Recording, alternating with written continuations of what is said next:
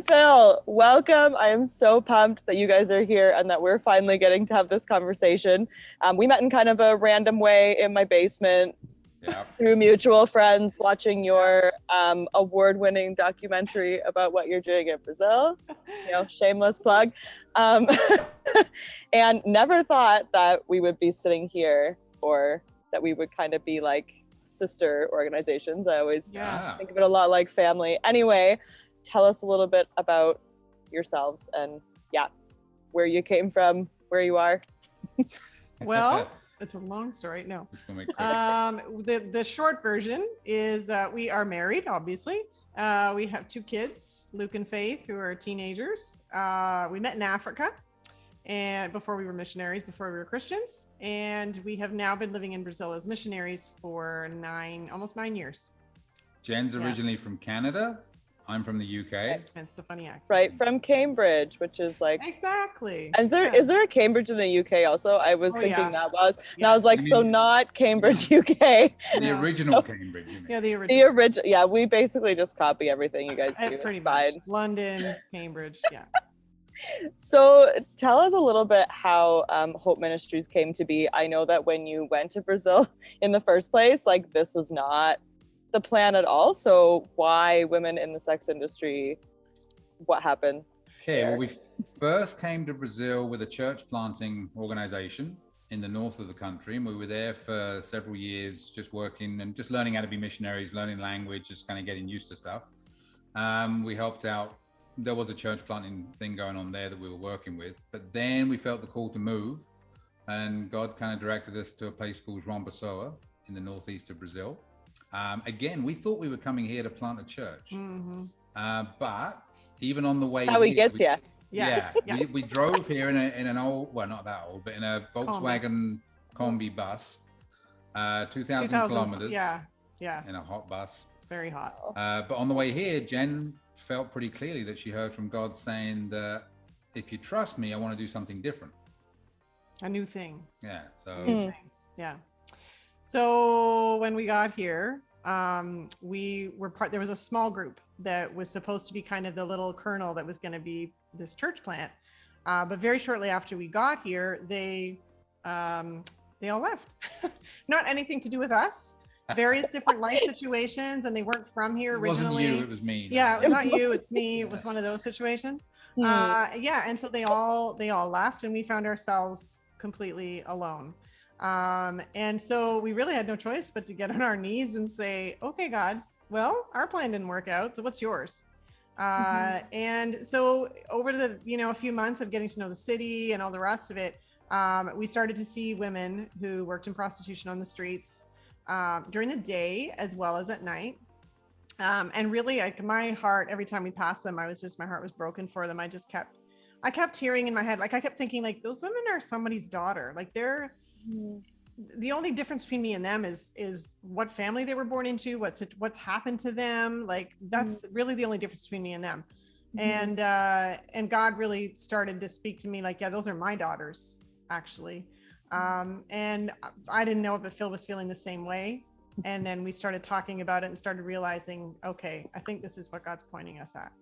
And so that's kind of how it started. Yeah, 4 years ago this week. Yeah, I started looking, when we both realized we're both feeling the same way, we thought, okay, clearly God's doing something. So then I thought, well, I better look is there somebody else in the city doing this kind of work that we could join in with? So I had to tell Jen, I said, hey, just a heads up. If you look in the history on the computer, it says prostitution, Joao Pessoa. Just so you know. Doing some research. Yeah. So full disclosure. Yes, exactly. So I looked on there and there was absolutely nothing on there for anybody doing this kind of work. But then something come up in a city a couple of hours away called Shores of Grace. And it's an American couple that run that. So we contacted them and they invited us over to come and see how they do things and what they did. And we went to see them and we spent a weekend there with them guys out in the street and realized, yeah, this is exactly what we're supposed to be doing. What we're supposed to do. Can you just tell I didn't warn you about this, but tell the little story about the note that you left, the first interaction that you had with the girls, because it's like my favorite. when we were kind of praying, is we were really, one of the things that we believe in really strongly is that we don't want to do anything that the Father's not pointing us at doing. So we pray about what are we supposed to do, how are we supposed to do it, when are we supposed to do it. And one of the things I kept hearing was that we were supposed to go down to the street kind of before the girls got there and leave something for them. And I kept hearing like a letter, and I thought, letter? Like what? Am I going to just write like, hi, my name's Jen, and what kind of letter? While we were at Shores of Grace, they were talking about, well, when we go to the street, we don't generally take anything with us, but sometimes we might take like roses, or we might take this letter. Sometimes we use the Father's love letter. Do you know it? And I was like, do I know? Yes, I know it. And for those of you who don't know, the Father's love letter is like a collection of scripture written like a love letter from God. And so I was like, that's the letter. That's what we're supposed to leave.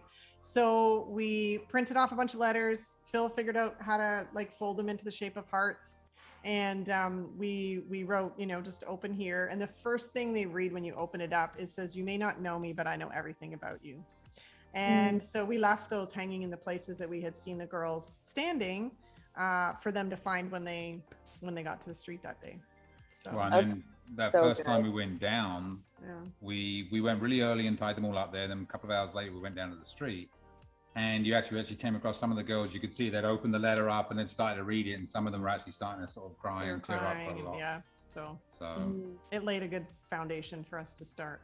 God knows. Right? I think that's so like beautiful. It was something that like somebody is looking out for me. I don't have any idea who they are yet, which is very much often our experience with God before we come to him, is like, you don't realize that there's, someone really looking out for you and caring and seeing every part of you. And like the fact that you guys just walk down there and you're like, I don't know what's going to happen. We're just going to do this. And then we're going to walk up while they're reading them. That could have really backfired. Like you don't know how something like that's going to be received. Exactly. But it obviously like the timing and I mean, I guess so through that you would have, started to get to know the girls and build relationships out of that. And so I guess just what I'm curious about is what does prostitution and the sex industry look like in Brazil? Because it's very different depending on where you are in the world and what the situation is. So can you explain a little bit about what that's like specific to where you are in Brazil? Well, the girls that we work with mostly, the area that we're working in, these girls work during the day, which is one of the unusual, people find that a bit strange. Yeah. Even here, people find that strange that they work during the day. And here in Brazil, prostitution is actually legal. So that changes a lot of it as well, because the girls that we know, none of them have pimps. They all just work on their own. So that's one of the big differences is, so we haven't come across people that you'd say would be trafficked per se.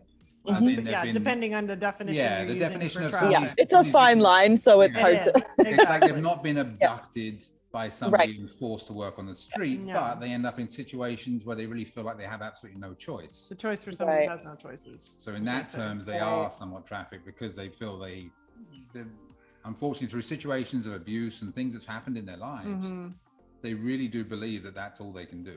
They believe they can, either, I can do this, or I could steal drugs, or I could, rob people. So it's kind of the lesser of those three choices is what they feel. So what does that mean then for them and the situation for the women? Like, what are some of the recurring narratives that you would hear about, how they find themselves on the streets, or how they come to these desperate, where they are at the place where they are like, I have no other option. What does this mean for them? Well, 99% of them, I would say, have children. They're mothers. They're single mothers, or they're in a relationship, but it's usually not a very good one. Sometimes it's abusive. Some of them are married. They actually have a husband who's at home, doesn't know what they're doing. And so most of them, there's a severe lack of education. They might, some of them have like a grade 4, maybe grade 5, 6 education. So they didn't go to high school. They got pregnant young.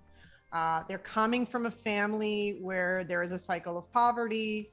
And so they're coming already into it with very few choices in life. And then usually what happens is somebody invited them there. So a cousin, a sister, a mother. We have actually a mother and 2 daughters that we know on the street that they all work together. So most of them end up there because somebody said, well, they know they're in a desperate situation. They say, hey, well, you can make such and such amount of money if you come down to the street. Unfortunately, the cycle they're in, they really don't see any other option for work. Right. And a lot of it's lack of especially for the amount of money that they would make. Like, for example, a minimum salary in Brazil is 1,000 reais, which works out to be about right now $250 a month. Now, I mean, I'm trying to give you a relatable, I guess it's almost like making $1,000 a month in Canada. It's pretty low. Right. Yeah. And they'll pay 300, 400 a month in rent, and then they have to buy food on top of that. Whereas working in prostitution, they might be able to make twice that or 3 times that, depending on, and then you've got people that are working kind of in the more high class, Well, they also know, and the other part of when they invite their friends into it is they can make more money when they're younger. Yeah, the younger they are, the more money they make. And then they start off in this thinking, a lot of them come in thinking, I'll just do this for a little while just to get some money, and then I'll, And I think that's probably global, that kind of, I'll just do it for a little while. Not understanding the trauma it's going to cause, the PTSD they're going to suffer from it. It's like quicksand, I think, if you think about it that way. I think, I'll just go in for a bit. You can't dip your toe in the quicksand. You just get pulled down under. And then the cycle continues because they'll start, a lot of them will smoke like weed just to kind of relax themselves before they go to work. So then they start to smoke more and more, and then that's not doing the job properly. So then they have to start going on to harder drugs, and then they've got to, then they create a habit, and then they've got to support that habit. So they have to keep working. It's just the quicksand. And then also the fact that they never get any kind of moral support or encouragement that they could do anything else. Even when, and the girls that we work with, they're a pretty tight knit family. You get pretty tight groups of girls that are friends. But even if one of them tries to get out, they get kind of pushed down by the other ones, saying you can't do it. You think you're better than us? You're not good enough. You think you're better? Instead of, yes, you can do this. You can get out of this. So that's one of the things that we're really working on, is trying to put more people around them and more people in their life that are speaking encouragement, that are ministering to them. And that's partially what Hope Center is about. That's actually perfect, because that leads right into what I was going to ask you next. Yeah, no segue needed. But just, like a lot of those classes, you can see how it's like some of the circumstances and how they find themselves in prostitution, or the reasons that they're there, are maybe different than, here, different places around the globe. But the further in you go, the more the story is the same. Exactly. I'm going to be here for a little bit, or I need to, medicate to make it through. All of these things end up becoming this kind of like, general narrative that we hear, whether we're working with women here or there or anywhere in the world. And you guys have been reaching out in some really tangible ways to these women and being really present in their lives. And I guess just tell us a little bit about what that has looked like and what that looks like now. You've I feel like every time I talk to you, there's some crazy, big, new, exciting thing. So, I mean, we'll probably have to, do this again in like a few months, because everything will be different again.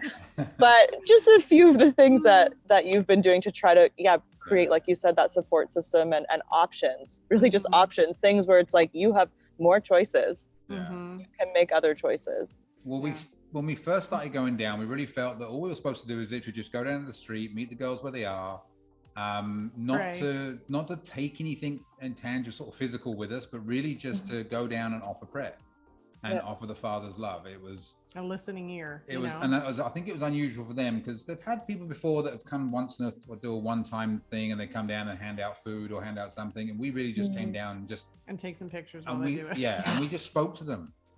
We just we would chat with them, and then you start to find out, okay, well, what have we got in common that we can talk about? Well, we've got kids, you've got kids, we've got this, so it took a little while for them to kind of understand what we were doing there, because it was just because we kept coming back. Like, well, even after 2 weeks in, when we got robbed on the street, right? And we came back.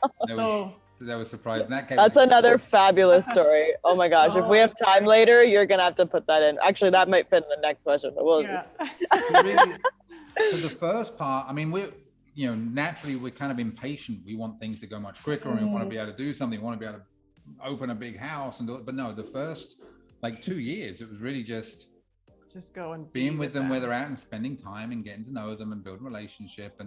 And it got to the point you know, that we'd be on the street, you know, we hadn't prayed yet. We'd be like just catching up and having conversation, and they would let clients like go by, like the cars would go by and do another circle around, and then they'd be like, "Now he can wait."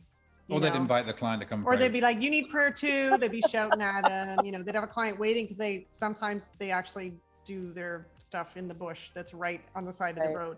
And you'd have a client go into the bush there and waiting, and he's like yelling, and she's like, "Yeah, just wait. I'm praying. Maybe you should come and get some prayer." So, you know, we got actually one time we so wonderful. There was a group of us praying, and they've developed this culture down there, not us, but they developed this culture where when we're going to pray, they'll invite other girls all to come in, and everybody holds hands, and it's kind of stand in this circle literally in the road. Cars are kind of going around us, and we're praying. And one girl, she had a client on the phone, and she's like, "Oh, hang on, we're going to pray," and she just pops the phone down her top here and she says, you can pray too.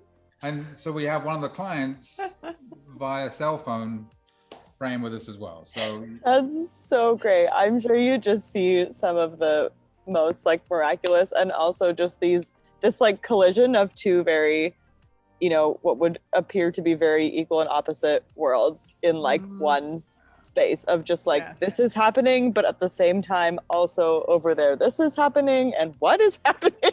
Like I feel like that for sure at the beginning would have just really felt like, what is happening? Well, then after a while of being on the street, that's when you got the idea about so we started getting a bit of a nudge for something new, a next step. And the impression that I got was that we were supposed to do something on the beach. The beach is actually, the ocean's just one street over from where they work. And what God started to show me was like a tent on the beach. And I didn't have a complete vision. I'm like, could you give me some more details about that? And what I really felt like we were supposed to do was white. Things were supposed to be white. That was important. And we were supposed to basically create a space that felt like we were very far from where they work.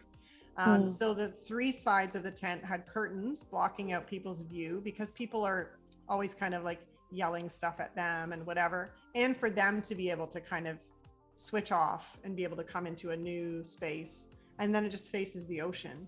We even put carpet down so that you're not on the sand, and chairs. Can I come to this church? Yeah. Okay. And then we had a table, we had a table in there. We always served like homemade snacks. So like chocolate chip cookies and brownies are their absolute very favorite. popular. And I, sometimes I'd make something different, but so we were doing that once a month. Yeah. We did that before COVID came along and squashed it. But it was another step forward of our relationship with them and their relationship with God, like their ability to be able to sort of let their guard down. And so we were doing that for quite a while. It was also another way for other people to be able to get involved as well. It was because not many people are very comfortable just actually going down to the street, because it is dangerous and stuff can happen down there. Can get wrong. So this was another way of, if other people wanted to visit and just kind of get an idea of what it was like, hanging out with these girls. And that's how actually the couple that's working with us now, Deanna and Wellington, that's how Deanna started to get involved in it. She came to a tent, and I mean, she couldn't come to the street. She was pregnant at the time. So one day we'll get her to tell her story, because she it completely changed her whole view of these women by coming to the tent. So we were doing the tent for a while, and then it was like, okay, next. We 100%. I want to interview her. I want to hear this. Yeah, it's absolutely. So good. So after we'd been doing the tents for a while, we felt another nudge. There was something new, which was the banquet. And so this was taking the women a step even further, because this was going to happen sort of at the end of a work day. It was going to be longer than because the tent, they would drop in for 10, 15 minutes, maybe 20, and then they would go back to work. The banquet was going to be more like, hey, you're going to be there for at least an hour, dinner.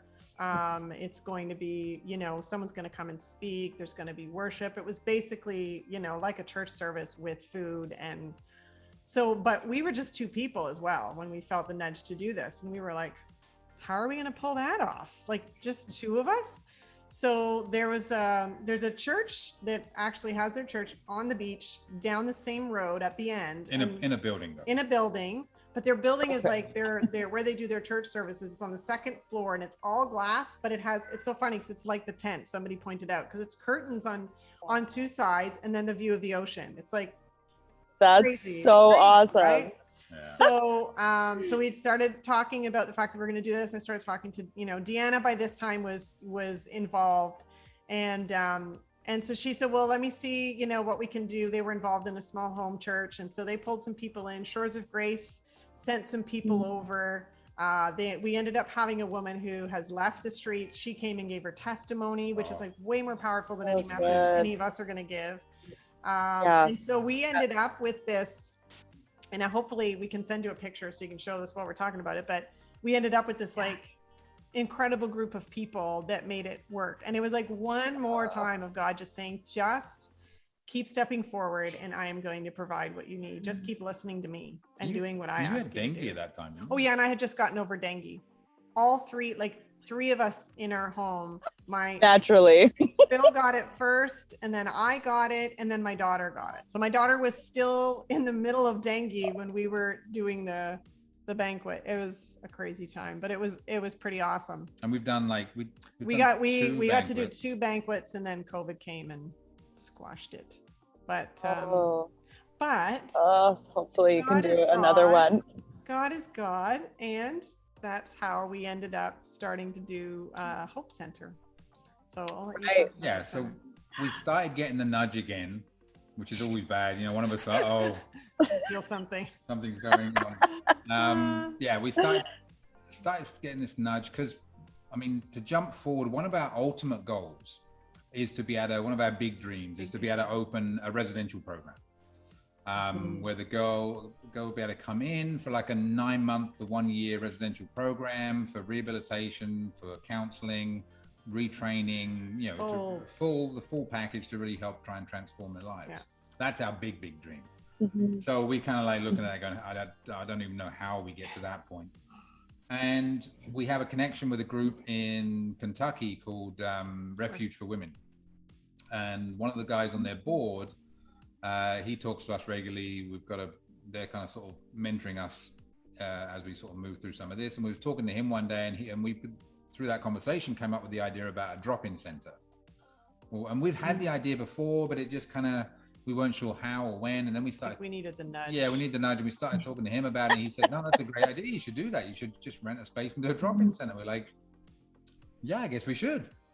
So we just started looking, and next thing you know, we found this house, it's close to where the girls work that we work with, but it's not really close. It's about a 20-minute walk. And we felt quite important that it has to be accessible, but not too accessible. They've actually got to put a little bit of effort in to get to it. And we found this perfect house. A little bit of distance between what's happening during the day. Exactly. Yeah. And to see to be able to see who's willing to put in the work, who's willing, who is it really important to come and do whatever we have doing, whatever we're doing. All the girls we talk to, if you say to them, do you want to leave the street? Yeah, 100% will say yes. Not one of them will say, no, I want to be here. But when you start putting opportunities in front of them, even simple ones, like just coming to a house that's 20 minutes walk away, not all of them are ready to do that make that kind of commitment. Yeah. So we rented this house and we renovated it, need some work. And again, now the team, this team that had started to build around us with Deanna Wellington and some other people from our small group that we were with, all came in and helped us decorate. We bought a bunch of furniture, and the idea was to set it up as a very comfortable space, like it was somebody's living room. So it wasn't clinical or anything. So we had this lovely living room set up, and what we also managed to set up was one of the bedrooms we turned into like a clinic. So it's a space that we had the idea that we want to be able to offer certain services to the girls. Weren't sure how that was going to happen, but again, God just kind of said, if you start doing this, things will start to happen. So we got the house, and then the next thing we have a general practitioner doctor, a gynecologist, a dentist, a psychologist, all suddenly start coming to us, saying, "Oh, we want to be involved. We've heard about the project and we want to be involved." Say like what? the gynecologist that's working with us, and she is amazing. She'd been praying, like she wanted to help these girls. She wanted to be able to do something with these girls, but she had no way to do it. There's nothing in the city. There's nothing like that for them. So. And then she finds out through us, through Deanna and Wellington, the couple working with us. They're friends with her, and they start talking about it. And she's like, "I want to get involved." Yeah. So we got the house ready, and we were going to do a big opening for the house. We're going to have like invite people in. This is before we knew anything about any of these medical professionals. And then we've been so busy renovating the house. We sat down with a meeting with our team and kind of said, they said, "Okay, this big opening kind of thing, what are we going to tell people we're actually doing in the house?" We're like, and we're like, don't know that part yet. So we prayed about it. And God kind of said, "You know what? Just open the doors. Just start." I love that. So we did. Love that. Just open the doors. That's when the help started to come, and we've seen nothing but more and more of that. Like the more the thing we keep hearing all the time is stay in step with me. Don't get ahead. Because our like fleshly and just our personalities very impatient is more like we're going to run ahead. We're going to, and it just keeps reminding us, just stay in step with me. And that's been really hard too during COVID because like we want to be doing more than we can right now. We're very limited to what we can do right now. And that's frustrating. I mean, pre-COVID, what we had happening at the house was one day a week. It wasn't pre-COVID. It was during the break between the first and second wave of COVID. I forgot that we actually got the house. We got the house during COVID. Right. Crazy thing. But what we had initially running was one day a week was just an open house in the afternoon. Just a drop in. There'd be snacks and some drinks, and the girls could come in. That was the first thing we did, and we saw immediately when the girls came in, you just saw such a difference in them. They came in, they sat on the couch, and they just relaxed. They could like physically feel like they were somewhere where they could let their guard down, which I think is and they did. They just so important. They start to open up and talking about stuff that they wouldn't normally talk about on the street, and they're just and staying for like an hour and a half. One of them, she was there for like 2 hours. And that allows us the kind of time that we don't have on the street, that we didn't have in the tent, that we don't have in a banquet, to really get into some deeper stuff with them, right? About their life, about practical things, about spiritual things. It's, it's just, and we don't have a format. We don't do like, today we're going to do a teaching on. No, it's very organic. It's just, just be, come and sit, receive prayer, have a snack. It's air conditioned. So, and we have showers if they want to shower. So then we set the clinic up with the medical thing. And the first one we had was this gynecologist that was interested in helping. And the girls were super excited about that. They were they really wanted that. They were interested in that. So she set up, she came in, and it was amazing. Like, spent an hour with each of them. This wasn't just a quick clinical in and out thing. She was like, and she's talking to them and getting to know them, ministering. And the same thing with the general practitioner. When he was there, he came in and he had a friend who's a dentist. She came in at the same time, and then they'd do the medical part, but then the next 45 minutes, they're just sitting there praying for the girls. And the thing was, the girls coming to see the medical person at the house, everybody knows who does what. They know what they do for a job. They know, so it's not this awkward kind of having to go to a doctor and explain, well, do they explain, don't they explain?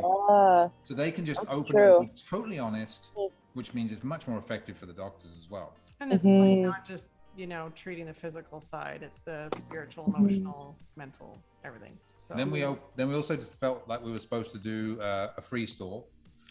So we had some clothes donated and some stuff that we had as well. So we thought, you know what, we didn't know if the girls would be interested or not. So they had another room there. We just set up as a little clothing store, but they could come. We said, come, if you're interested, take maybe like 6 items each. So there's plenty for everybody. Yeah, they pretty much ignored that. They just came in. We weren't even sure if they'd like it or not. They just came in, and somebody donated, one of the friends of ours, she donated a whole bunch of stuff, clothes, but she had all these cushions. Like little cushions with hearts on and stuff, and she had bags of them. I think she'd been getting them since she was a kid. Gone. We didn't think these girls were leaving with bags and bags of cushions, and It was They're like, jackpot. Yeah, loved just it. take it.